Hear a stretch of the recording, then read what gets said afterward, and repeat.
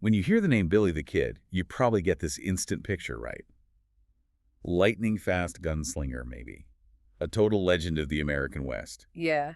He's this almost mythical figure. It's amazing how his short, really violent life became this global, enduring story. It really is. And Uh, the story itself, well, it's just tangled up with sensationalism, isn't it? The yeah. line between the man and the myth gets incredibly blurry. Oh, absolutely. His impact on, the American imagination is huge, especially when you think he died so young. So today we're doing a deep dive into the real story. William H. Bonney, or as everyone knows him, Billy the Kid. Mm-hmm. Our mission, really, is to try and cut through some of those tall tales. We want to pull out the key bits of information, the stuff that actually matters. Right, to give you a clearer, sort of well-informed picture of this iconic figure, beyond just the gunfights. Exactly. And we're drawing on quite a range of stuff here. We are. We've looked at historical novel reviews, GCSE history notes even, accounts from Pat Garrett himself. Pat Garrett, yeah. And of course, modern analyses looking into all the legends and the controversies around his death. Okay, let's unpack this then.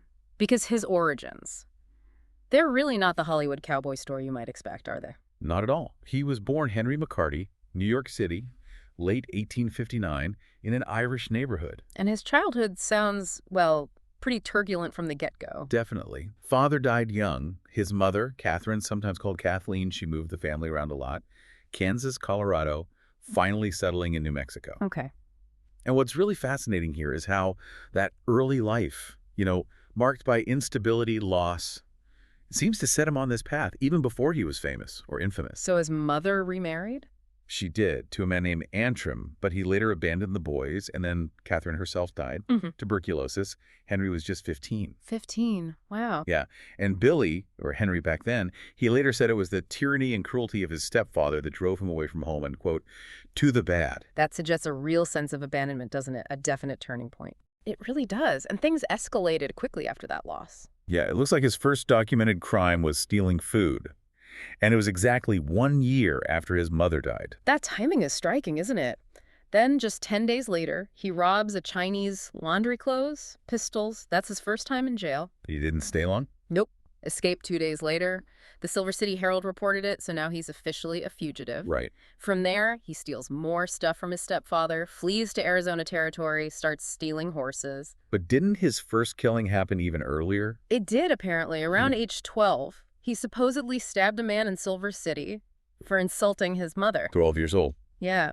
And that act, according to some accounts, led to him being called an outcast, a wanderer, even self-baptized in human blood.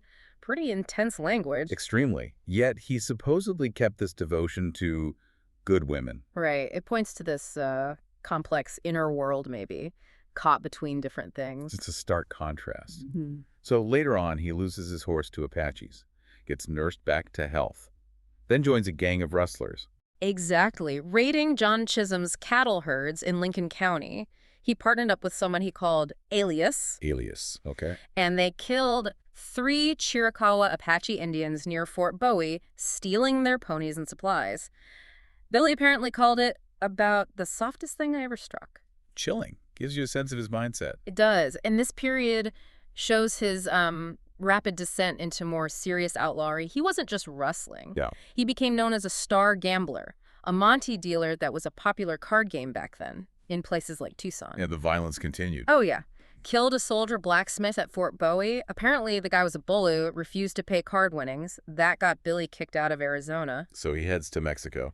Sonora. Teams up with Moquiedes Segura. They kill another Monte dealer, Don Jose Martinez, again over cards. Martinez was apparently bullying him. And Billy challenges him first. Reportedly asks him, Jose, do you fight as bravely with that pistol as you do with your mouth? Then shoots him. Doesn't sound like someone to mess with at the card table. Definitely not. Then, in Chihuahua City, after a bad run at cards, he and Segura rob a dealer who then just disappears. Mysteriously. Huh. They also held up 3 other wealthy Monte dealers, left town with what they called Spanish gold. Quite this spree. But it's Lincoln County, New Mexico, where things really escalate, right? This is where that line between outlaw and, regulator gets super blurry. Exactly. And this is what really propels him into a much larger conflict, into the national spotlight, in a way. So connecting this to the bigger picture, The Lincoln County War wasn't just some local feud. Not at all. It was like this crucible. It solidified Billy's reputation. It shows how these violent conflicts shaped identities out west. It was basically a power struggle. Between who? Two big factions. You had James Dolan's group, known as the House, a powerful business outfit. Okay. And then you had John Tunstall and Alexander McSween, backed by the big cattleman John Chisholm. They were all fighting for control of dry goods, cattle, basically the economy of the region. And how does Billy get involved in that? Well, ironically, he was first jailed for stealing Tunstall's horses. Right. But then Tunstall actually hires him as a cowboy, a ranch hand. Strange turn of events. It is. The war itself really kicked off over this dispute about an insurance policy. McSween refused to pay out to the House because he thought their claim was dodgy. And Billy sides with Tunstall and McSween. Yep. He becomes a key member of their armed group, the Lincoln County Regulators, which were essentially a vigilante posse. Right, regulators. Sounds official, but not really. Not really, no. And the defining moment, the thing that really set Billy off, was the murder of John Tunstall. Who killed him? A deputy sheriff, William Morton, and his posse ambushed and killed him, February 1878. That just ignited this intense rage in Billy. He vowed vengeance. So he becomes a regulator seeking revenge. Pretty much. He and other regulators ambush and kill Sheriff William Brady, the sheriff who had deputized Tunstall's killers. Billy himself gets wounded in that fight. And the revenge cycle just keeps going. It does. Morton and another man involved in Tunstall's murder, Baker, they get captured. They're promised safe passage back to Lincoln. But Billy wasn't having that. Not at all. He fiercely opposed that promise. He wanted blood, and, well, things went sideways during the escort. How so? One of the regulators killed a posse member who'd vouched for the prisoner's safety. Then, Billy reportedly shot Morton and Baker as they tried to run for it. So much for safe passage. Exactly. And after the regulator captain got killed, Billy basically took charge, became the leader. And did he fulfill his vow about Tunstall's killers? He did. He tracked down and killed another one. An ex-soldier named Roberts got wounded himself in the face by a bullet fragment during that fight. It shows this relentless, single-minded pursuit of revenge. That pursuit leads straight to the Battle of Lincoln, doesn't it? It does. July 1878. Billy and about 18 of his gang are holed up in McSween's house. They're besieged by Sheriff Pepin and roughly 40 men. Sounds like a siege movie. Pretty much. Then it gets even more intense. A Lieutenant Colonel Dudley shows up with army troops, infantry, even artillery. The army gets involved. Yeah. Dudley basically says he'll fire on anybody shooting over his command's position. Things escalate. The house gets set on fire. Coal oil. And Billy, still inside. Still inside, refuses to surrender. Apparently even hit one of his own men who suggested it. Wow. Just defiance till the end. Total defiance. In the chaos, he shoots and kills a cattle owner named Robert Beckwith right near the eye. And then he escapes from a burning building surrounded by enemies. Somehow, yeah. The accounts are dramatic. Jumps over Beckwith's body, picks up a dead friend, Morris, and just flees through the chaos, unharmed. Incredible. How many died in that battle? The battle left 7 dead. Pretty brutal end to that phase. So after Lincoln, did things calm down for him? Not really. He just went back to his old ways, stealing horses, mules, continued lawlessness. Or killing. Yep. Killed a bookkeeper at an Indian agency. The guy tried to stop Billy's gang from stealing horses. And what about John Chisholm? The big cattleman. Yeah. Billy apparently developed this mortal hatred for Chisholm. Felt Chisholm owed him assistance or payment for his regulator activities and never delivered. So holding grudges too. Seems like it.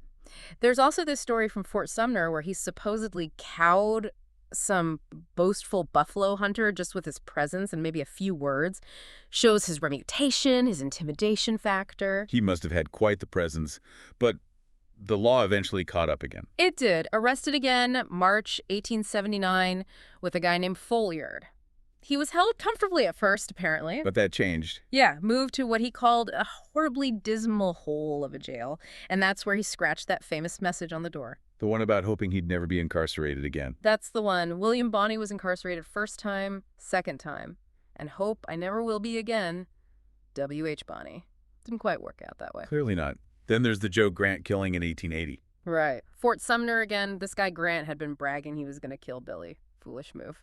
So Grant apparently tries to draw on John Chisholm, or maybe James Chisholm, accounts very slightly, but Billy supposedly spins Grant's pistol cylinder so the hammer falls on an empty chamber. Well, Grant is drawing. That's fast thinking. Incredibly fast. Then Billy shoots Grant dead, right in the brain. And then he casually demonstrates his aim. Yeah, starts shooting snowbirds off a fence, apparently to illustrate his point, maybe linking it back to his threat against Chisholm, who was present. Cold-blooded confidence. So this leads to Pat Garrett intensifying his pursuit. Exactly. Garrett becomes sheriff, and he really goes after Billy's gang. Folliard, Beaudreau, Pickett, Rudabaugh, Wilson. And Garrett starts picking them off. He does. He shoots Tomo Folliard. Folliard dies, asking Garrett to put him out of his misery. Grim. Very. Then Garrett traps Billy, Rudabaugh, Beaudreau, and Wilson in this stone house, Wilcox's ranch. And key moment happens there. Pivotal. Garrett shoots Billy's horse. It falls dead, partially blocking their only way out, effectively. Then, tragically, Charlie Beaudreau comes out of the house. Garrett mistakes him for Billy in the poor light or confusion and shoots him dead. Oh, man. Mistaken identity. Yeah. And despite Billy apparently vowing he'd never yield himself a prisoner and would die fighting, that blocked exit. It forced his hand. He surrendered. A strategic move, you said. Not giving up the fight, just no way out. Seems that way. A calculated surrender under impossible circumstances. So he's captured. What happens next? The trial. Trial at Mesilla, March 1881. He's actually acquitted of one murder Roberts killing. Oh. But convicted for Sheriff Brady's murder. Sentenced to hang May 13th, 1881, back in Lincoln. And he's held in the old Murphy and Dolan building, his enemy's former stronghold. The irony, right. Guarded by two deputies, J.W. Bell, who Billy apparently liked, okay, and Robert Ollinger. And they hated each other. Ollinger was friends with Beckwith, the man Billy killed at the Battle of Lincoln. That sounds like a recipe for disaster. And it was. April 28th, 1881, Billy escapes. Again. He somehow gets a gun, shoots Deputy Bell. The bullet apparently ricocheted first. Billy supposedly throws his handcuffs at Bell's body, saying, "Here, damn you, take these too." Cold. Then he grabs Ollinger's own shotgun, loaded with buckshot. Ollinger's across the street, maybe having lunch, as Ollinger comes back. Billy's waiting. Waiting on the balcony, calls out, "Hello, boy," and shoots him twice, whittled with buckshot. Then he breaks the shotgun over the railing, throws the pieces down at Ollinger's body. And says what? "Take it, damn you. You won't follow me anymore with that gun." Then he escapes. Still shackled initially, but gets a file later. An absolutely audacious escape. Where was Garrett? Conveniently or inconveniently, depending on your view, Garrett was out of town, collecting taxes at White Oaks. So Billy's free again. But not for long. Not for long. July 13th, 1881, Garrett gets a tip, maybe, heads to Pete Maxwell's ranch with two deputies, John Poe and Thomas McKinney. And Billy's there. Billy walks into Maxwell's darkened bedroom. He's fluent in Spanish, remember? He asks in Spanish, who comes there? He's carrying a gun and a butcher knife. Garrett's in the room. Garrett's there, talking quietly with Maxwell. Garrett whispers, "Who is it, Pete?" Maxwell says, "That's him." Extremely. Billy then apparently raises his pistol, maybe sensing something, maybe seeing figures in the dark, gets close to Garrett, asks again in Spanish, "Who's that?" And Garrett? Garrett draws fast, fires two shots. The first hits Billy right in the chest near the heart. And that's it. That's it. Billy never spoke. Garrett described a struggle, a gasping sound, and then silence. The kid was with his many victims. So what does this all mean? That final confrontation, it sounds almost anticlimactic after everything else. A quick couple shots in the dark. It does seem that way. And it raises that important question. Garrett's own account mentions Billy hesitated, raised his pistol, asked the question, but didn't fire instantly. Which was unlike him. Completely unlike him, according to Garrett. Garrett noted Billy's gun had cartridges in it, one spent shell, hammer resting on it. He wrote it was the first time he ever lost his presence of mind or failed to shoot first. A fatal hesitation. Perhaps. A swift, almost abrupt end to such a chaotic life. So what happens right after? Well, a coroner's jury is convened pretty quickly. Honorable M. Rudolph is the foreman. They rule Garrett's killing of Billy was a justifiable homicide. Okay, standard procedure. And the burial. July 15th, 1881. Buried at the military cemetery at Fort Sumner, and Garrett specifically mentioned the body was buried intact. Why emphasize that? To counter rumors and opportunists. Apparently there were already people claiming they had parts of Billy's body to exhibit. Garrett mentions one medical gentleman convincing people he had Billy's bones strung upon wires. Grim souvenirs. People really wanted a piece of the legend. Seems so. But the grave itself, that's another layer of uncertainty. How so? A big flood in 1904 apparently washed away the grave markers at the cemetery. Years later, 3 surviving pallbearers were asked to identify the spot. They all pointed to 3 different graves. So honestly, it's impossible to tell which of the bodies in the cemetery are his. So we don't even know for sure where he's buried. Not with certainty. Someone, Robert Stahl, tried in 2015 to get a belated death certificate issued, but that didn't succeed either. The ambiguity remains. And that kind of ambiguity, well, it just fuels the hoax theories, doesn't it? Oh, absolutely. It leaves the door open for speculation. Let's talk about those. First, Pat Garrett's reward. Did he get paid? Because sometimes you hear that was disputed. He did get paid. The $500 bounty from Governor Lew Wallace, he actually got it twice, once after the initial capture and again after the killing. Twice. Yeah. There was a delay initially, but it seems it was more about bureaucratic wording. You know, the reward said apprehended, not killed, and was it a personal offer or territorial? Yeah. Technicalities. Okay. But the district attorney ruled Garrett's actions justifiable, and eventually a legislative act in 1882 officially declared Garrett justly entitled to the reward. So yes, the money was paid, no conspiracy there. Right. So the big one. Brushy Bill Roberts. Ah, Brushy Bill, the most famous claimant. He comes forward decades later saying he is Billy the Kid. And he had details, didn't he? Things that sounded convincing. He did offer a lot of supposed insider knowledge. Things like knowing about black soldiers with Colonel Dudley, which was mentioned in Walter Noble Burns' 1926 book, The Saga of Billy the Kid. Okay. Details about lawyer payments, a letter Billy supposedly wrote to Governor Wallace about a murder he didn't commit, the layout of the McSween house during the siege. Specific stuff. Very specific, how Deputy Bell died from a ricochet.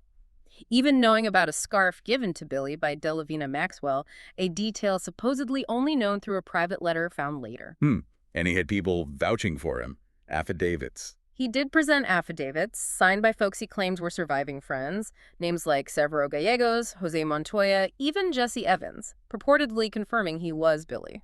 Okay, so that sounds potentially compelling. Yeah. But what stands out to you about how these claims hold up against the actual historical record? Well, when you really dig in, the verifiable evidence, eyewitness accounts, official documents, it all points very strongly towards Garrett killing Billy the Kid that night in 1881. Right. The enduring mystery, it feels like it comes more from, sensationalism, people wanting a more exciting ending, maybe, than from real factual ambiguity. So what about Brishy's evidence, those affidavits? Problem is, many of the people who signed them were actually way too young in 1881 or weren't even born yet. So how could they reliably identify him decades later? It's highly questionable. Okay, that's a big hole. What about the facial recognition study? That gets mentioned a lot. Yeah, the 1990 University of Texas study, often cited as proof. But the professors involved, Bovic and Acton, they explicitly stated their findings were nothing conclusive. They felt their results were misconstrued. Neither of them actually believed Brushy Bill was Billy the Kid. So the proof isn't really proof. Not according to the researchers themselves. And Brushy claimed he had all the scars Billy was supposed to have. Did he? While historical records suggest Billy was only shot once before his death in the thigh. Brushy claimed a facial scar from the Fort Sumner escape, but photos don't really back that up. And Billy's photos don't show it either. Plus, Brushy made tons of other wild claims about his life. Being a Rough Rider with Teddy Roosevelt, a mercenary for Pancho Villa, a pro boxer, rodeo champ, Wild West show performer, even a Pinkerton detective. Wow. Any evidence for those? Zero. Historians find absolutely no support for any of it. It undermines his credibility quite a bit. And what about Brushy Bill Roberts himself? Did he just appear out of nowhere? Not at all. And this is maybe the biggest nail in the coffin for the theory. Brushy Bill Roberts is documented. He appears on every U.S. census from 1880 right up until his death in 1950. So he couldn't have been Billy the Kid hiding out. Doesn't seem possible. It completely debunks that idea that he was some mysterious cousin who took Billy's place or something. The records show Brushy Bill Roberts living his own life. So the historical consensus, it remains firm. Extremely firm. You have to remember dozens of people at Fort Sumner saw Billy the Kid's dead body right after he was shot. Right. There was a public wake, a funeral, pretty much the whole town attended. The coroner's jury was made up of 6 men who knew Billy personally. They confirmed it was him. And nobody from back then ever disputed it. Nobody, not a single person who was actually there in Fort Sumner in July 1881 ever claimed it was a hoax. Not even years later, when some of them had outlived Pat Garrett. Not Garrett's deputies, not informants like Pete Maxwell. Nobody. And the coroner's report itself? It was actually found. The original report, written in Spanish, was discovered in a basement in the state capitol building back in 1932, copied and published. It confirms everything the contemporary accounts said. So weighing it all up, the Brushy Bill story is, well, just a story. A fascinating story, a persistent one, but yeah. Against the weight of actual historical evidence, it just doesn't hold up. Okay. So, we've covered quite a journey here. From Henry McCarty's troubled beginnings to his transformation into the notorious Billy the Kid during that chaotic Lincoln County War. Right, the regulators, the revenge. His capture by Garrett, that incredible escape. Audacious is the word for it. And then his final, swift demise. And we've tackled those persistent myths surrounding his death. Yeah, it's quite a story. His life was undeniably short, incredibly brutal. Yet the legend, it's just ballooned, hasn't it? Far outlasting the man himself. It really has. And his story, it's more than just gunfights and escapes, isn't it? Yeah. It really reflects that tumultuous time in American history. Absolutely. That period where order was so desperately needed, but lawlessness was rampant. Where personal loyalty, revenge, often counted for more than official justice. And his allure. Why do you think it persists? He embodies this, untamed spirit, freedom from restraint. Maybe that's part of it. That symbol resonates, even now. But it does make you think, doesn't it, about our fascination with the Wild West. Yeah. Why is it that this figure, who operated so clearly outside the law, continues to captivate us? It really challenges how we think about heroism, villainy, all of that. That's a really good final thought. Maybe something for you, the listener, to mull over. Yeah, consider how those forces that shaped Billy the Kid's life, personal tragedy, violent conflict, the raw struggle for power in a chaotic place, how echoes of those things might still shape narratives today, individualism, justice, sometimes in surprising ways. Definitely something to think about.